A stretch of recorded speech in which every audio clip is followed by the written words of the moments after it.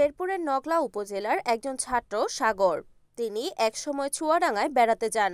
সেখান থেকে চা বাগান দেখে প্রথমে 40টি চারা সংগ্রহ করেন। ধীরে ধীরে এই শখের বাগান বাণিজ্যিক বাগানে পরিণত হয়। এখন তিনি নিজের জমিতে সমতল ভূমিতে করেছেন শৌখিন চা বাগান। রামেরকান্দি গ্রামের 5 বিঘা জমিতে চা চাষ করছেন। প্রতি সপ্তাহে কাটিং করে বাগান থেকে কচি পাতা তুলে তা যন্ত্রের মাধ্যমে শুকিয়ে বাজারে 1 কেজি চাপাতি বিক্রি করছেন 380 টাকায়। বাগানে 3 জন শ্রমিক পরিচর্যা করছেন। তার এই শখের বাগান থেকে বছরে 3 লাখ টাকা বিক্রি হচ্ছে চা পাতা। নগলা উপজেলার সমতল ভূমিতে এই প্রথম বাগান গড়ে উঠেছে। এই বাগানের দেখাদেখি অনেকেই বাগান তৈরি করতে চাচ্ছেন, তবে চারা সংগ্রহ করার জন্য অপেক্ষায় রয়েছেন তারা।